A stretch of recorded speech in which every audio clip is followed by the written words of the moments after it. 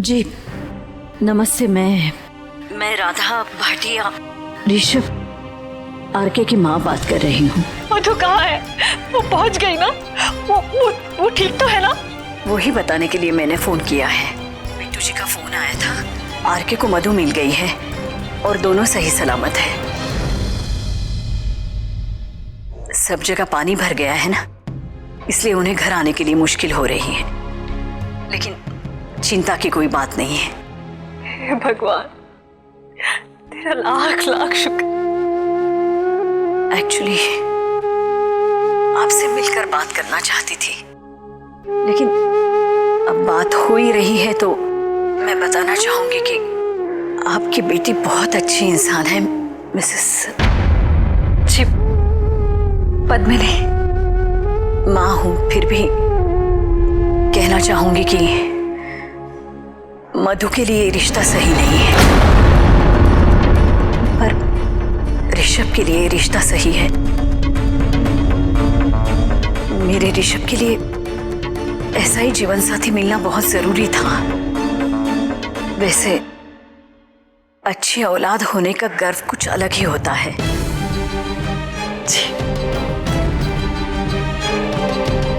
पद्मिनी जी, मैं मानती हूँ कि इस घर में आपके बेटी के साथ बिल्कुल सही नहीं हो रहा है, पर मधु को देखकर मेरी उम्मीद फिर से जाग उठी।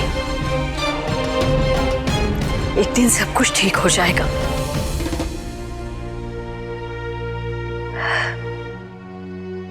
उनके आते से ही खबर कर दूंगी। नमस्ते। नमस्ते।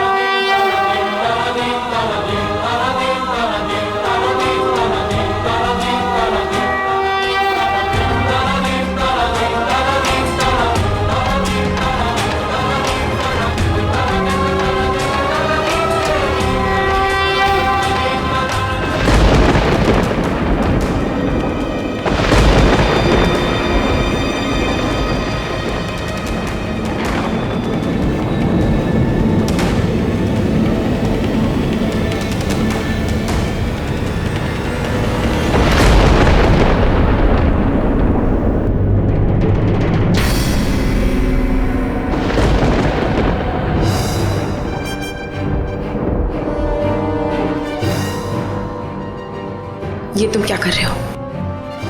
तुम्हारे कपड़े गीले हैं, निमोनिया हो जाएगा।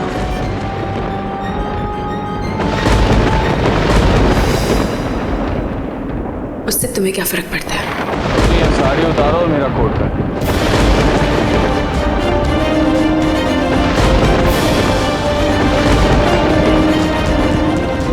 कोट पहनो।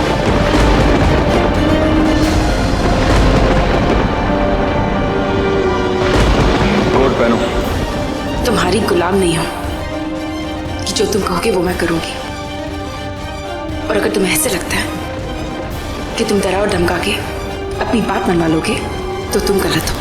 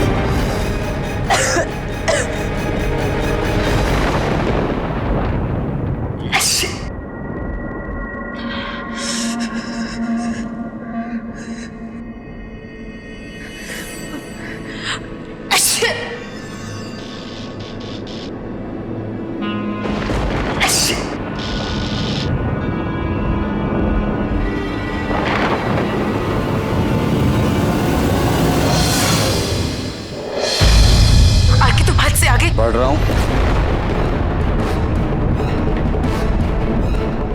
तुम अपने कपड़े खुद बदलोगी या मैं बदलूं? सोचने की हिम्मत भी मत करना। और मैं डरा नहीं रहा हूं, तुम जानती हो मैं ऐसा कर सकता हूं।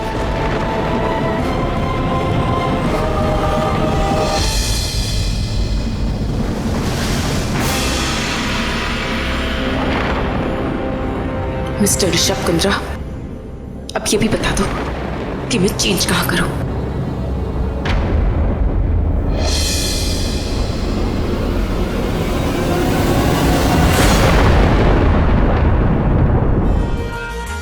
आई मेरी सुबह हंसती हंसाती बोलिया कि तेरे लिए संदेशा है, हाँ है।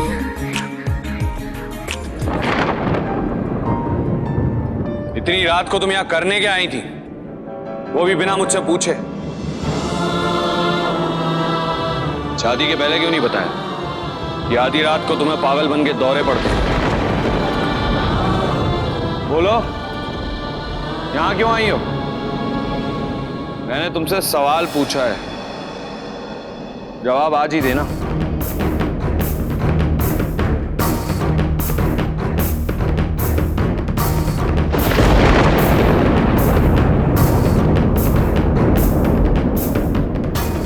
मैंने कुछ पूछा तुमसे,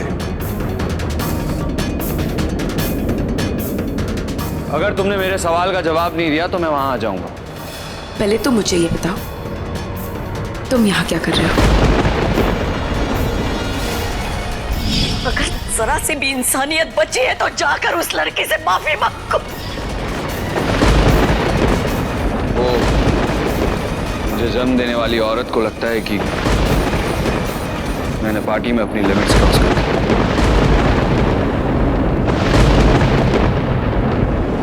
जन्म देने वाली औरत को माँ कहते हैं, और वो जो सोचे वो सोचे। पर तुम्हारा क्या कहना है? और वैसे भी ऋषभ कुंद्रा को मैं ये सवाल कैसे करती हूँ? क्योंकि अगर वो लिमिट में कुछ कर ले तो उसे वो इंसल्ट लगती है। सवाल पहले मैंने पूछा है, यहाँ क्यों आई हो? सॉरी मिस्टर ऋषभ कुंद्रा, तुम्हारे कॉन्ट्रैक्ट में ऐसा कुछ भी नहीं था कि तुम्हारे हर सवाल का जवाब देना पड़ेगा मुझे। आवाज में इतना जहर भरने के बजाय तुम्हें मेरा शुक्रगुजार होना चाहिए। अगर मैं सही वक्त पर नहीं आता तो तुम्हारी तो मेरी जान चली गई होती तो तुम्हें तो खुशी मिलती, फिर क्यों बचाया मुझे? 40 लाख, मेरे खून पसीने से कमाए हुए 40 लाख मैंने तुम्हें मौत देने के लिए थोड़ी ही खर्चे हैं। बहुत कीमती है तुम्हारी जिंदगी, वो जिंदगी जिससे मैं खेल सकूं, शॉर्ट्स के बीच में, घर पर आराम करते वक्त, या जब घर पर कुछ नहीं करने को तब। खिलौना हो तुम मेरा।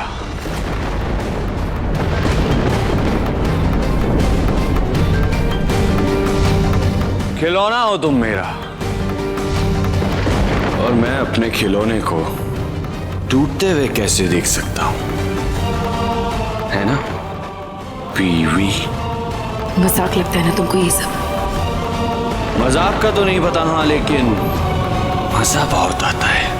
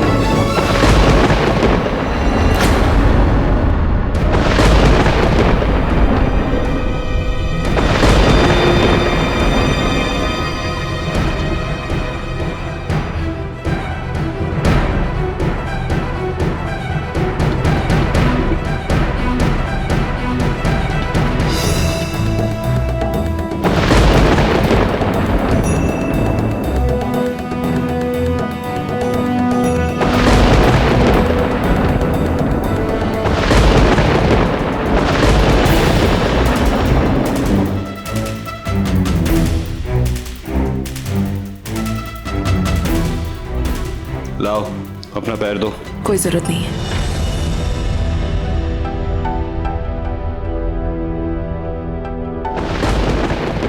देखो वो जो लकड़ी की फलियां हैं वो सालों से यहाँ पड़ी हैं। इनमें जंग लगी हुई कीलें भी हो सकती हैं और हो सकता है ये घाव देने के लिए कीलों ने भी अपना फर्ज निभाया हो।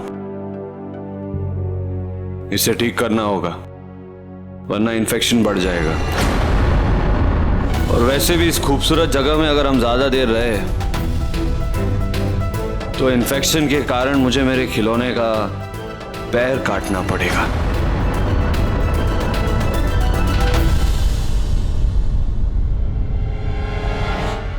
ये तुम क्या कर रहे हो? छोड़ो मेरा पैर।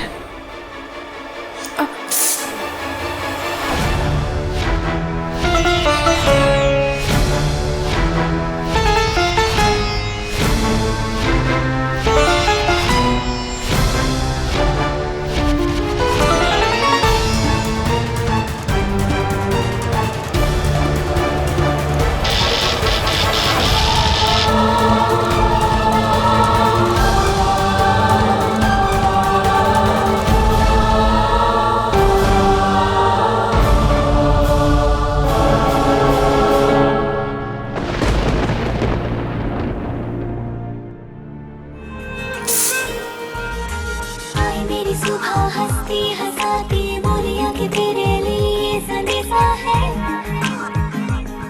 हाँ है। जागी आंखों को भी सपना मिलेगा, कोई खुशी आने का भी अंदेशा है। हाँ है। गुलाबी सी सुबह, शराबी सी हवा,